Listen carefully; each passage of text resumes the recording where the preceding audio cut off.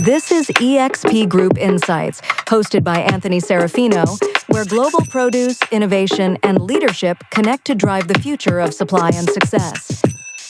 All right, welcome back. eXp Group Insights, Anthony Serafino, live from the New York Produce Show trade show floor. It is so good to be recording live from Javits Center. We've been bringing you content really all day long with great industry insights and professionals and talking trends in the industry and whatnot. And of course, we have another longtime recurring guest, Mario Diaz, our Chief Financial Officer, here with us on the podcast. Mario, welcome back on. Thank you for having me back on. I guess the first one wasn't too bad if you're asking me to get back on. It wasn't too bad, right? It wasn't too bad. You did pretty well. And, you know, it's your first New York Produce Show. So I've been really driving content really, but asking individuals what they thought about the show and where we are and where the business is going. But your first show, what do you think about it? New York, definitely. It's nice seeing the difference in regional shows. Yeah. So last show we were in Anaheim. That was ginormous. This show feels more cozy. Yep. Regional, it seems like everybody is a familiar face. But it is a different energy. And I'm saying it's very regional, cozier atmosphere, smaller booths, a lot of conversations. Yeah. Where maybe in the Anaheim show, it was less familiar and more a lot of everything. It is a lot of everything. We have great coffee here too. The coffee I think is better in New York than it is in California. Absolutely. But you see the difference between a regional show versus a large scale show. And let's talk about that a little more and how you think the show has been, but in the sense of once you get a really magnified lens on regions and where that is geographically speaking for the industry, I would argue the big shows you can get lost in them a little bit in the minutia. But when you're really in the trenches on the regional show, there's a lot more substance that comes out of it. I can see that. Because you're actually discovering things in the bigger shows. Yeah. Where here, it's more maybe straighter to business. Hey, let's talk about what we're doing next week. Yeah. Or how's this product going? And it seems it's more about emphasizing the relationships that are already there. I agree with that. I think Christmas time helps as well, December. It's really hit or miss. I think for some reason, I think there was more people last year than this year. Okay.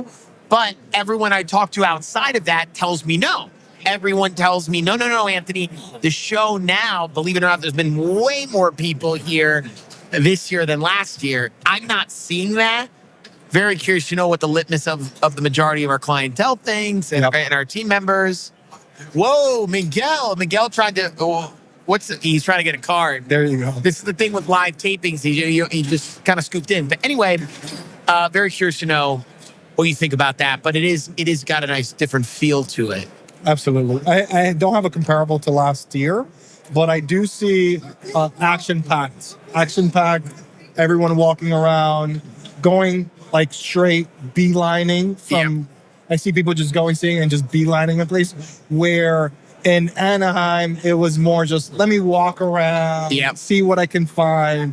Here, I think everybody kind of has their own real estate. And from what you've mentioned before is this is kind of our corner. It is our corner. It's our corner. It's our feel. People know you have national food distributed here, and you have different team members, and everyone knows the coffee is here. What we're doing here. It's got a nice feel to it. It's got a nice flair. We've been talking a lot about merchandising, so I'm curious to know. That's really been one of our themes today is about merchandising. We've talked with Mark. We've talked with Dallas about merchandising, and I'm curious to know really what you think about merchandising in the industry on the retail front, because you have some retail experience as well. Absolutely. So this is something that I've been talking to our VP of Sales, Miguel. I've been talking to our COO. That the offering that we need to go into retail is we can't give them the same offerings that our competitors. And there's a gap in the market where from the retail side, and I know in our management team, we have me and another ex-retailer where merchandising is something that you might not have the talent or know what products are coming in the pipeline to do it in-house. So what do we bring? We service not one retailer, we service many, and we can identify trends much earlier than a one retail store. So let's talk. Sorry to interrupt. I want to talk about those trends. How so? How can we really identify and be cognizant of industry trends quicker than some of our competitors? Absolutely. So we have, if we were on Wall Street, you have inside information on growers. You have inside information on seasons. The kind that's legal. The kind that is completely legal, right?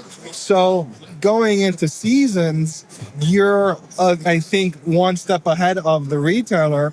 And then we can really assist the retailers set up their merchandise. And we know what products might be pushing more, what products might be pushing less. We would have regional trends that we would be able to identify where the retailer that might have one or two stores is limited in information. Yeah. And then we can pick up what works in one store and push it on another store and really be that advisory merchandiser, and then obviously sell high quality products as we always do. It's a good point, Mario, and something that I think falls right into that model as well that I don't really see a lot at the show is technology.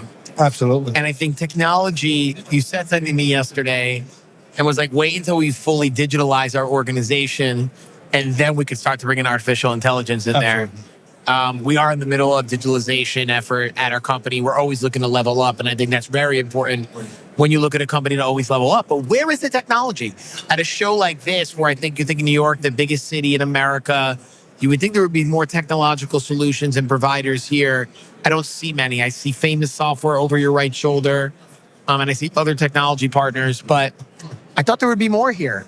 Yeah, I'm beginning to see that the industry how far behind is it? Is very far behind, right? When you think tech, you think Silicon Valley, you think apps, you think fintech. Nobody thinks product tech. Maybe we can TM that. Right? Yeah, maybe. But that's something that just gives us a big opportunity. It's a massive opportunity because right now I think that the technology initiatives that we currently have are to get us to baseline.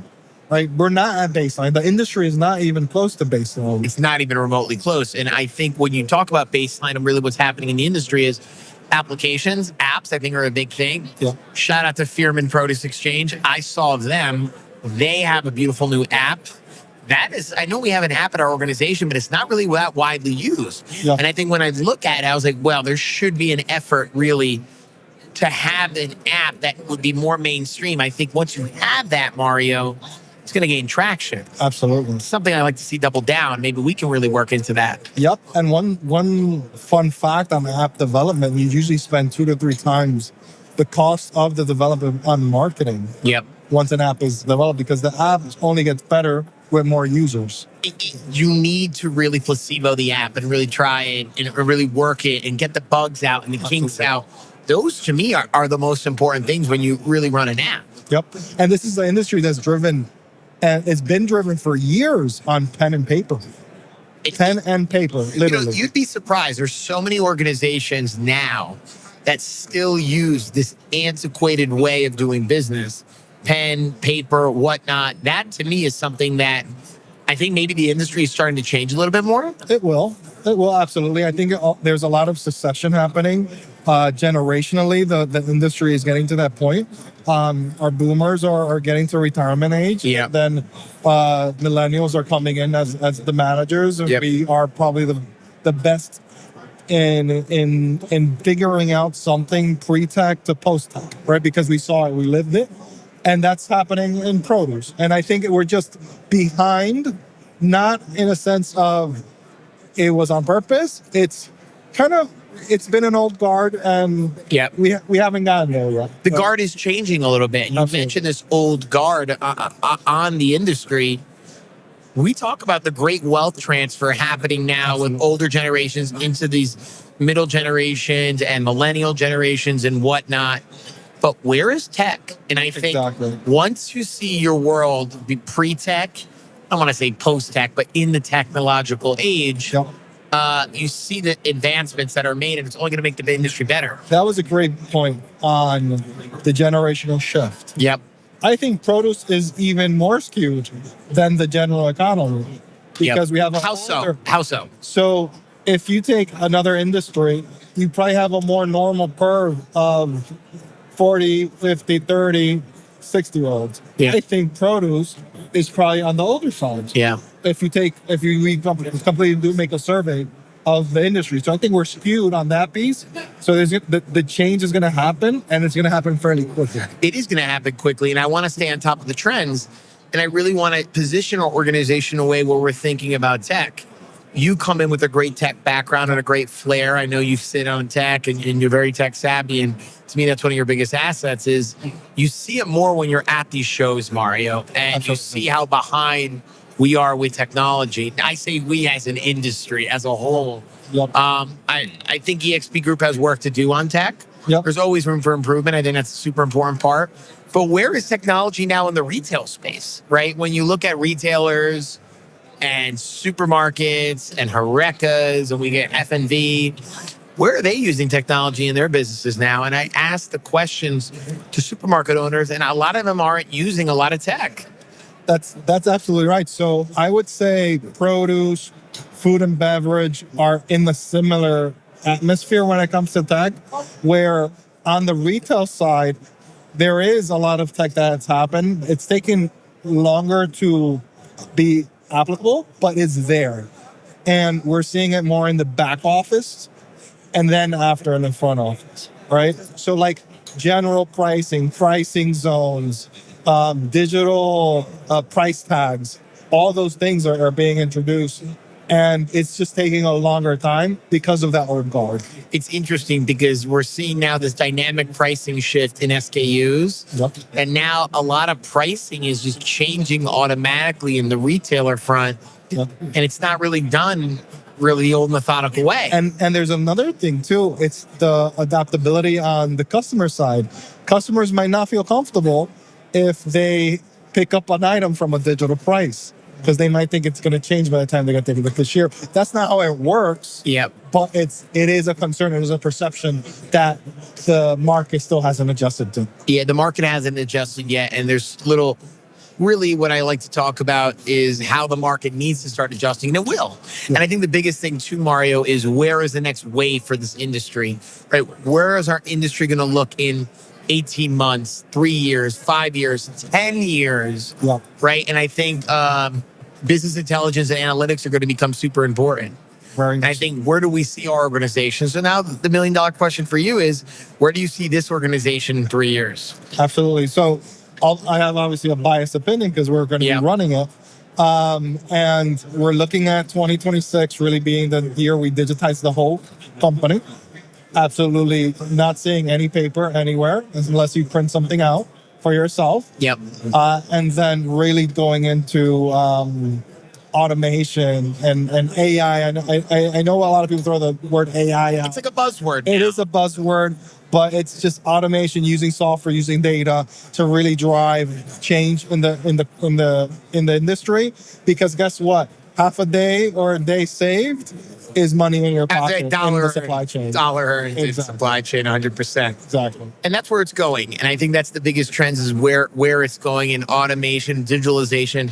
I'll tell you something that's on my wish list, absolute wish list, is being able to sign on the delivery digitally, like an iPad, and then automatically it will invoice. Yes, that's on our 2026 roadmap, 100%. It's something that needs to be there. So if you're our technology partner, this is what we're looking for. So if you're listening, this is something we absolutely really need. So it's a good perspective.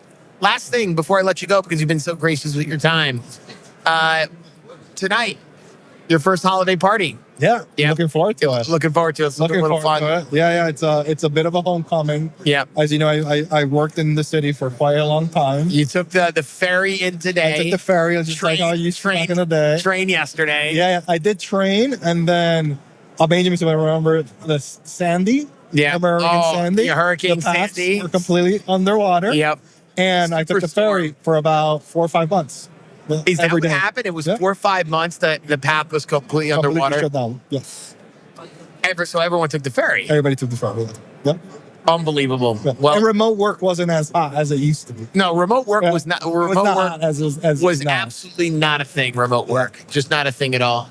Superstorm Standy. I hate to leave on that note, but Mario Diaz with us here, live from the Produce Show floor, the New York Produce Show from Javits Center, EXP Group Insights. Anthony Serafino with you all day long. Mario, thank you again. Thank you so much for having me. Thank you again for your time. We'll see you soon. Thank you.